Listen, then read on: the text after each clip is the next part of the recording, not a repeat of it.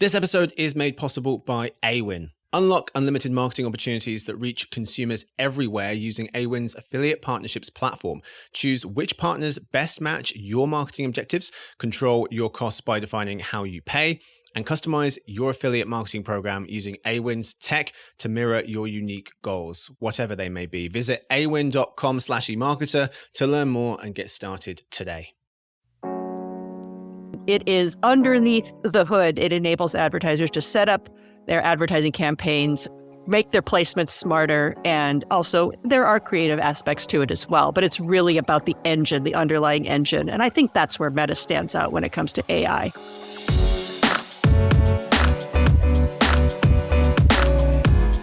Hey folks, it's Thursday, September 7th. Jeremy, Debbie, and listeners, welcome to Behind the Numbers Daily, an eMarketer podcast sponsored by Awin. If you're thinking right now, this lady doesn't sound like a British man, it's because I'm not. Your regular host, Marcus, is on vacation, so hello. I'm Stephanie Taglianetti, Vice President of All Things Briefings here at Insider Intelligence, and I'll be your guest host for today while Marcus is slacking off or relaxing somewhere by the beach or whatever he's doing when he's not hosting this show today. But I'm thrilled to be taking over the daily, and I have some wonderful guests with me. Today, I am joined by my right-hand man, Jeremy Goldman, Senior Director of Marketing, Advertising, Retail, and Tech Briefings, who's based out of Manhattan. Hello, Jeremy. Hey, Stephanie. Great to see you as always. Yes, thank you. You too. And I'm also joined by Deborah Aho Williamson, Principal Analyst covering social media, who is based out of Seattle. Hi, Debbie. Hey there. Nice to be here with you. This is going to be fun. Yeah, thanks for joining me. I'm really excited about today's format of the show, which is a little different than the normal daily, but we'll get into that in a little bit.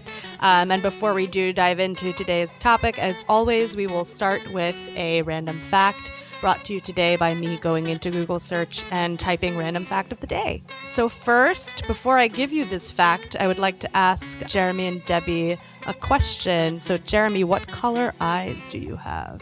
I would say probably like the most boring shade of brown possible. Yes, I agree. I'm just kidding. Debbie, what color eyes do you have? Mine are hazel, so hazel. Lighter brown.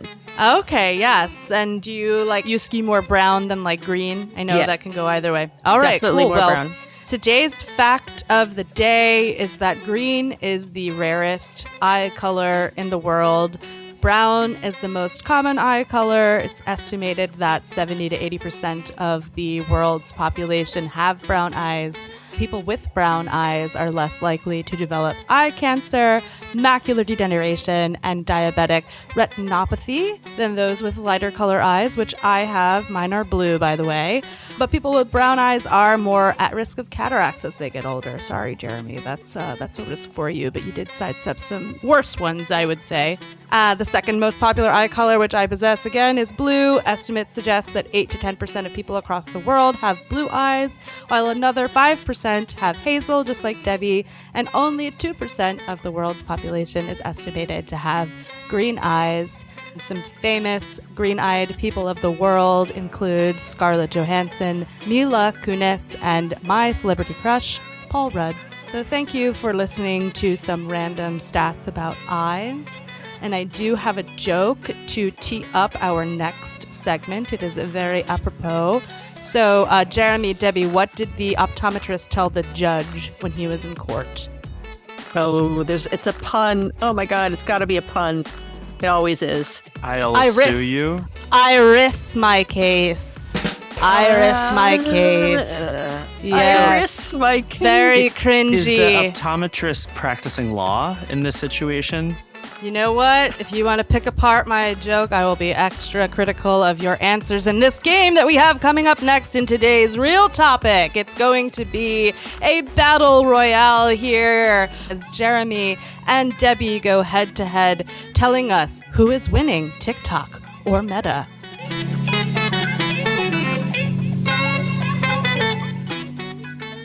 So in today's episode, first we'll cover TikTok versus Meta in a very special edition analyst showdown mock debate style.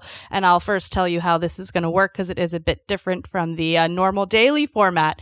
So what I'm going to do is I'm going to ask Debbie and Jeremy a few questions about which social platform is winning in terms of time spent, advertising, and innovation.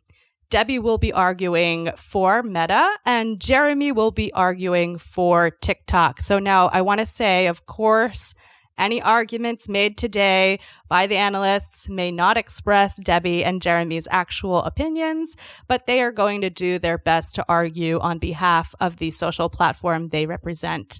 We will have 3 rounds. Analysts will be awarded 1 point for the very best take, awarded by me for the title of Best Analyst at Insider Intelligence, which is a completely real title that is not made up just for the sake of this game by me. And once court is adjourned, we will spend a few minutes talking about what's going on with that TikTok ban. So, sound good? Perfect. Sounds good. Let's do it. You ready? I just have to ask though, Jeremy, were you ever in debate in high school or college? The short answer is kind of, but there's a longer answer there. It's confusing. I was not, but my husband and my family tell me I know how to hold up a good argument. So, See, she's just trying to make you nervous, I think. I've argued with you, Debbie, so I know that the odds are stacked against me. So fingers crossed. All right, let's go. I'm ready. Yes, the first order of business is going to be opening remarks.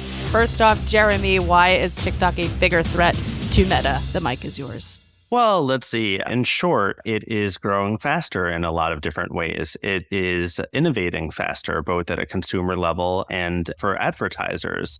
On top of that, even though it attracts older audiences as well now, it's doing better with Gen Z, which monetizes at a higher rate. So if you want to keep growing through advertising, which both of these companies do, TikTok is well positioned going into 2024.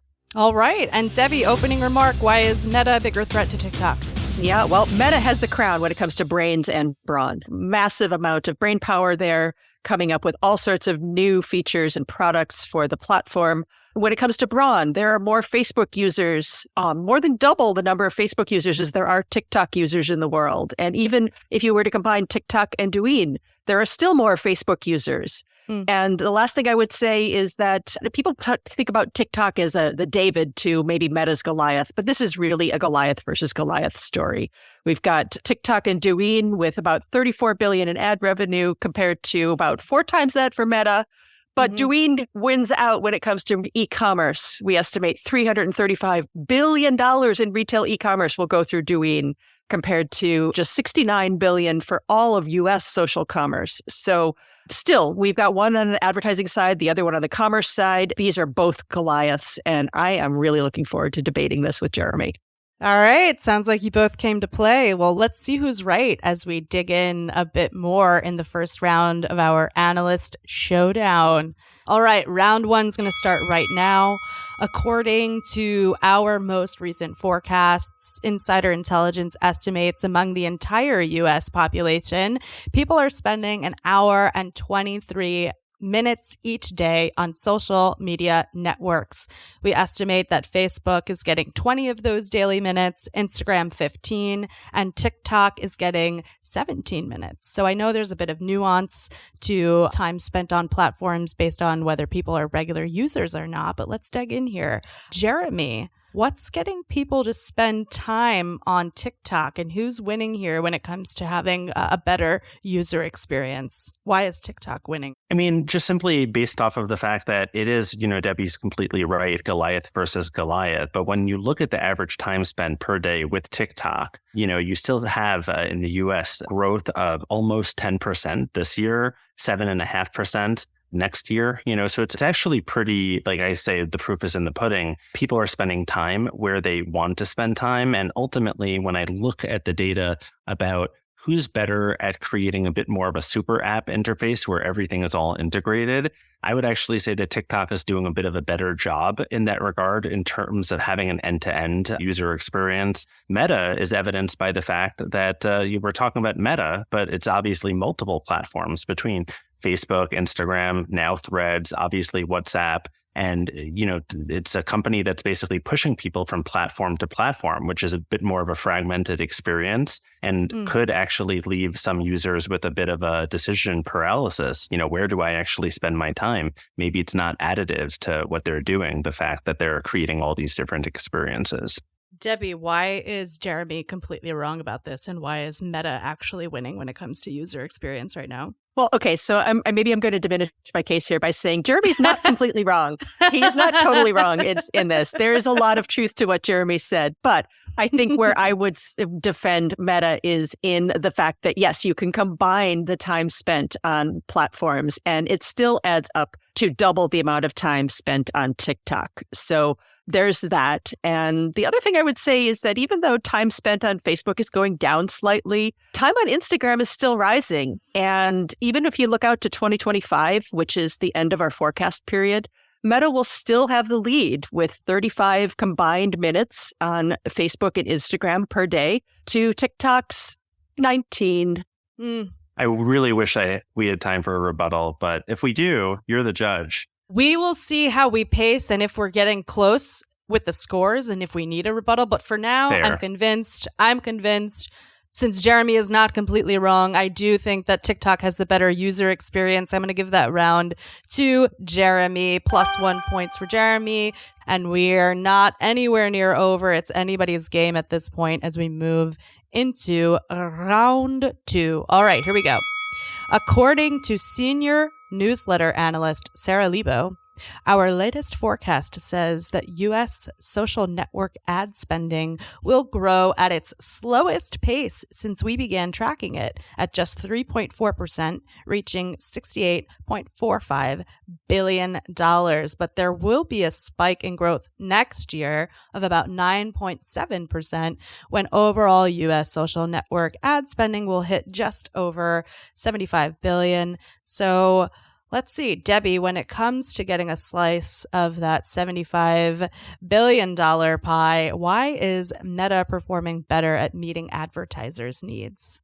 Yeah, this is going to be an easy one. So Meta has been around for years as Facebook before it became Meta, and its ad products are far, far, far more sophisticated. And advertisers, as a result, have been embedded with Meta for years now. They can't look the other way. As much as TikTok, tries to entice them with some cute video of some sort, they're still wedded to Meta's products. And the other thing I think that I would say is Meta has way better performance advertising products. Its Advantage series of ad products that is based on AI is one of its most successful product launches over the past couple of years, really helping the company turn around when it comes to building out solutions that combat the loss of information from privacy changes from Apple and then now in the EU with the Digital Services Act. So in some, Meta may not have the creative pizzazz of a TikTok, but it makes up for it in being a workhorse of the digital advertising economy and something that advertisers can't live without.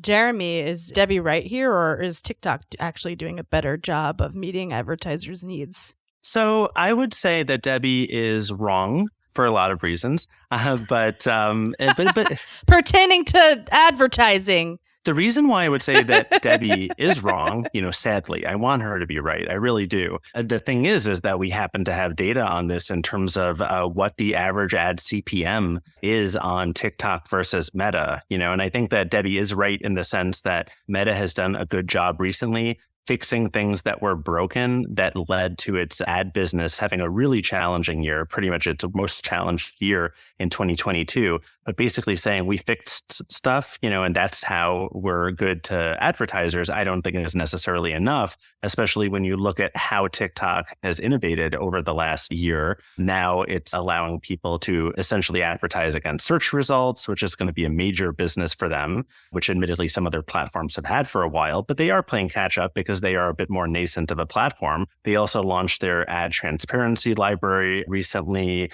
They're going into out-of-home advertising so that TikTok ads can now and TikTok content can now appear elsewhere. And, one of the biggest signs to me that TikTok is performing in this area is, we look for people to see like who's investing more in TikTok spend, who's cutting back their Meta and so on. One of the top people who's cutting back on TikTok spend happens to be federal and state agencies. And that's about it. Pretty much everybody else that we see is getting a pretty strong return on their ad spend. And that's why they keep on investing back into the platform. Well, I actually would like to hear a rebuttal here because especially Jeremy, you yourself wrote not even a month ago that Meta's new platform Threads is gaining traction and drawing the attention of eager advertisers. So I would love to hear from Debbie on any context there that might be relevant to our listeners. Yeah, well, I mean, I think that, once again, I like to play both sides here, but Jeremy is right that TikTok does have the advantage when it comes to search advertising, but that's very small. There's basically no search advertising revenue going into TikTok. We don't know if TikTok is going to be successful in this area. TikTok has huge vulnerabilities in the United States right now, which is its, biggest advertising market by far. And I think that we have to basically go, okay, if TikTok went away, where are those ad dollars going to go to? Well, they're going to funnel back into Meta. Mm-hmm. Jeremy, any final thoughts? Yeah, I was saying that Threads was doing quite well when it was, but, to paraphrase a famous quote, when the facts change, I change my mind. What do you do? And ultimately, I think that it is one of those things where Meta is trying to innovate and increase more ad service. But then if you look at the fact that I like this story recently about TikTok expanding into out-of-home advertising because that's expanding the amount of surface area that they can place ads without competing with themselves. And I think Meta's challenge is right now is just you launch more and more platforms. I would argue that things like the metaverse, things like hardware, at least they don't compete with your bottom line and your core cash cow. All right. I mean, you've made a good case, Jeremy, but I think Debbie's points stand true. Right now, it just seems that Meta is doing the better job meeting advertisers and attracting all of that spending. So I'm going to have to say it's a tie right now with you and Debbie, 1 point apiece. Round 3 is just going to bring the title of Best Analyst at Insider Intelligence. So that's great because I get to hear you both continue to argue in round 3. So let's see who's going to take the cake, as they say in this game.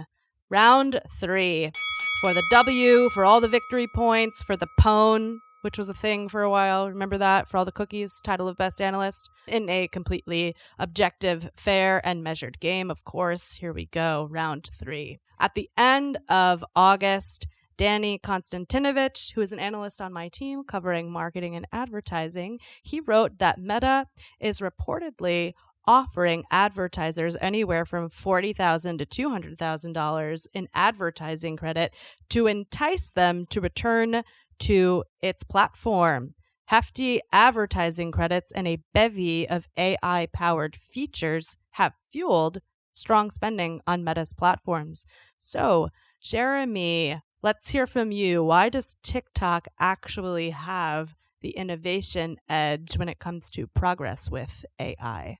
So I think part of it is the fact that we've looked at Meta trying to justify their AI strategy pretty significantly in the press, saying, wait, we have one. And it feels a little bit as if Meta is almost kind of trying to be reactive to the market, in particular, some of the things that Microsoft has done with OpenAI, and also, of course, some of the moves that Google has made. So then the question is, why am I talking about Meta?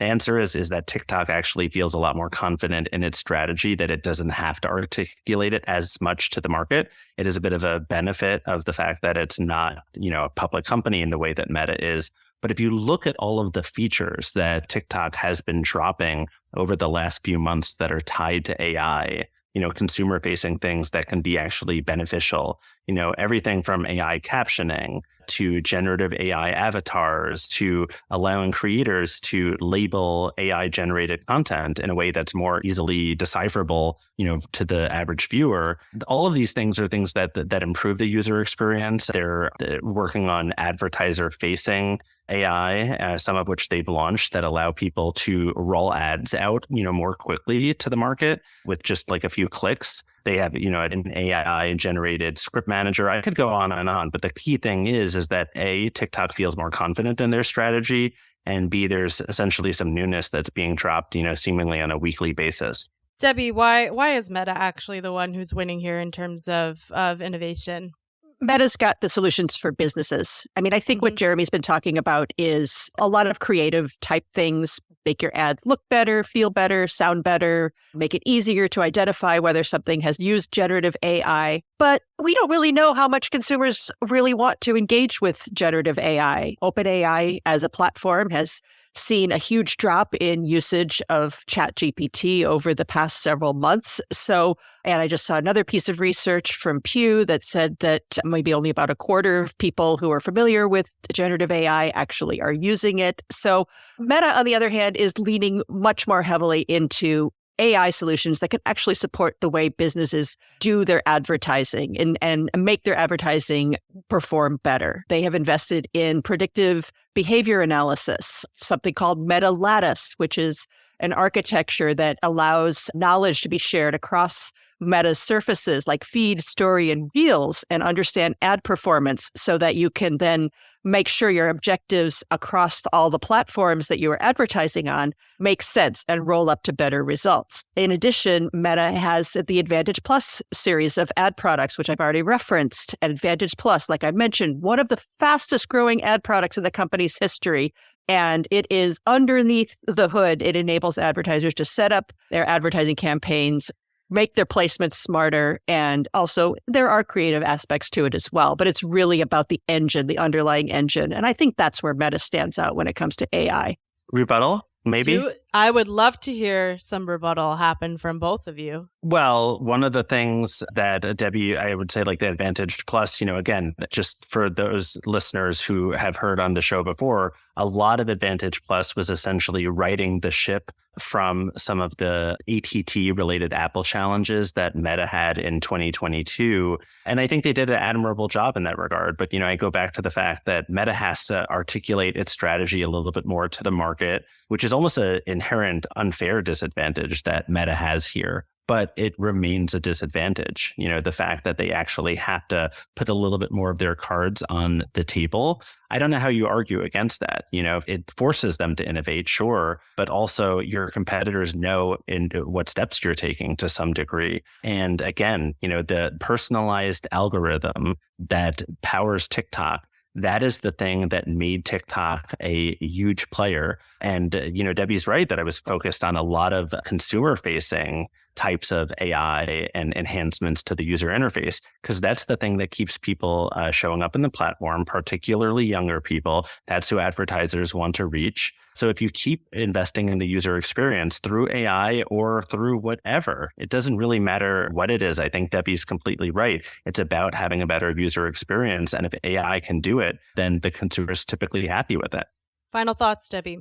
I mean, you could have the happiest users in the world, but if you don't have happy advertisers, you are not going to have a business. And so you need to, and Meta is doing this. Meta is building out the advertising solutions that keep the advertisers on the platform. We've heard it over and over again, how advertisers are returning to Meta. Yes, they are offering ad credits to help entice them, but I think that this is all a strategy in order to keep these advertisers and to keep them from going to another platform. And I also completely disagree that just because Meta is a public company and it has to talk about AI is a negative. Meta can talk about AI as much as it wants to. And if it has to defend it to the market, that's fine. But we're hearing more and more about Meta's AI. And if we're not hearing that much about TikTok's AI, that just leaves advertisers to wonder.